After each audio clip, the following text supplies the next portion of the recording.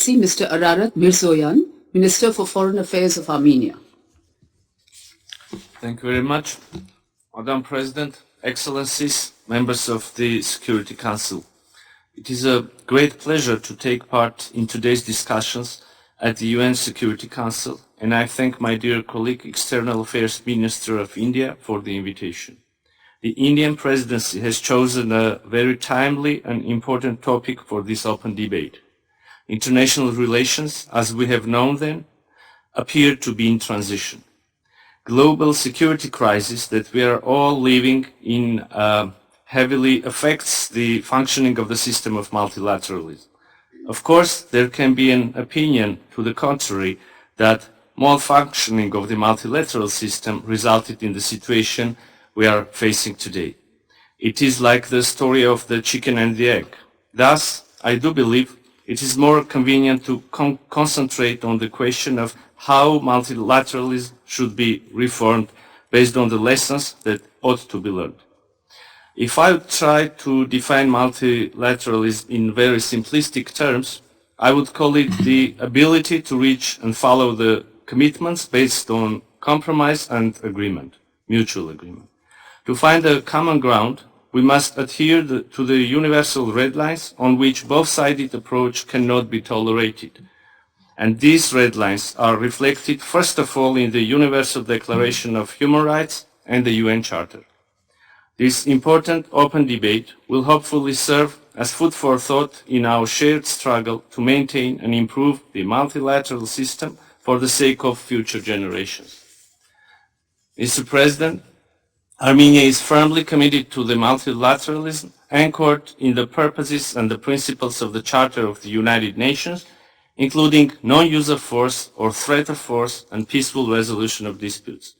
In a world where conflicts regrettably continue to persist, prohibition of the use of force and strict adherence to peaceful settlement of conflicts are indispensable to the maintenance of international peace and security.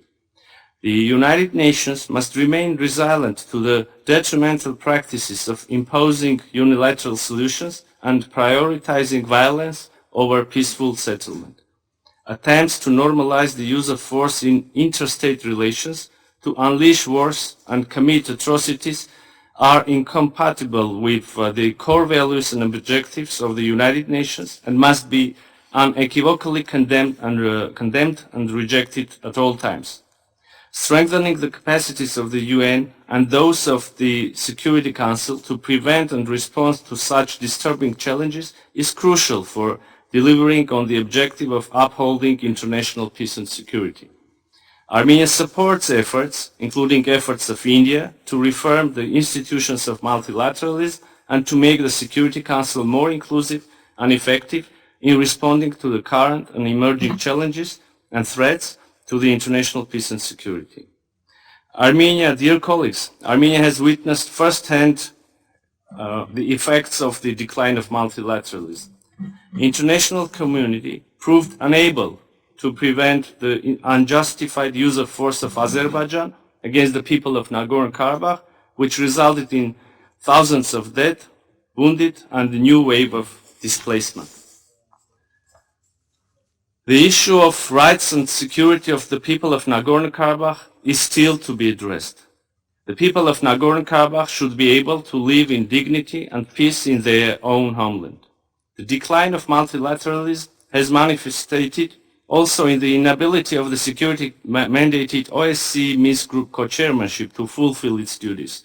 One of the parties to the conflict essentially blocks the activities of this format. Moreover, unilaterally declares that the Nagorno-Karabakh conflict has been resolved by use of force, thus hampering the potential solution of the conflict through international mediation.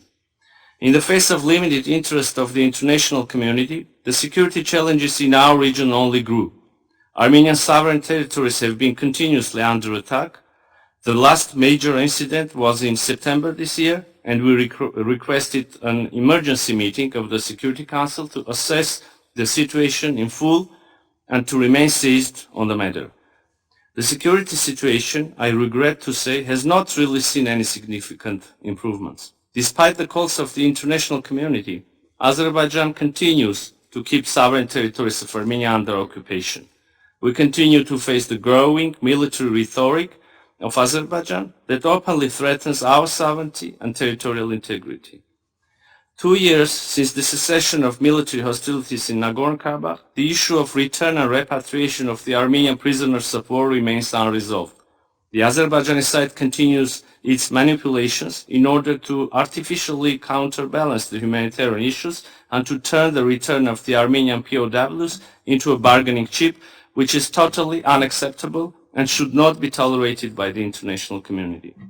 Moreover, the international humanitarian bodies, including those of the United Nations, are still unable to provide much needed aid to the people of Nagorno-Karabakh, essentially leaving them behind, in stark contrast to the global pledge of the 2030 Agenda for Sustainable Development. Ironically, not only international humanitarian organizations, but even people living in Nagorno-Karabakh are denied access. It is already the third day that Azerbaijan, grossly violating its international obligations, has blocked the movement through the Lachin corridor, the only lifeline of Nagorno-Karabakh, which is now essentially cut off from Armenia and the outside world. As we speak, the people of Nagorno-Karabakh have been deprived of their right to free movement. Mothers are separated from their children. Terminally ill people can't get medical supplies and help. Even worse, in freezing winter conditions, the gas supply to Nagorno-Karabakh has been severed by Azerbaijan.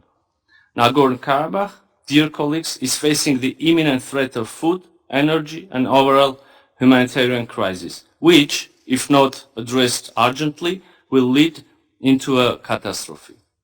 In such conditions, the leadership of Azerbaijan claims that they are ready to provide rights and security guarantees for Armenians and that no international mechanism or presence is required. What we have at hand is illustrative of how they imagine these guarantees.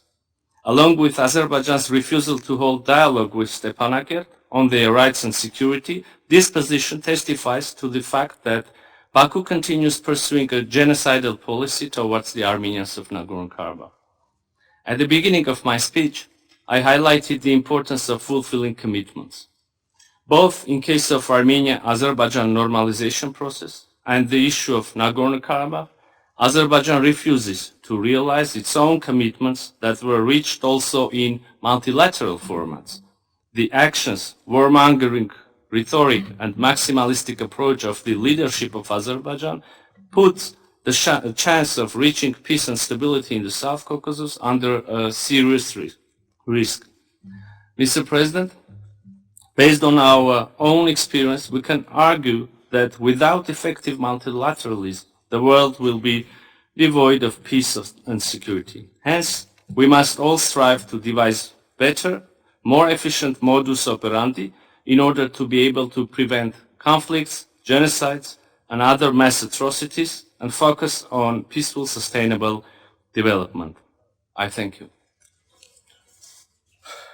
I thank His Excellency, Mr. Mirzoyan, for his statement.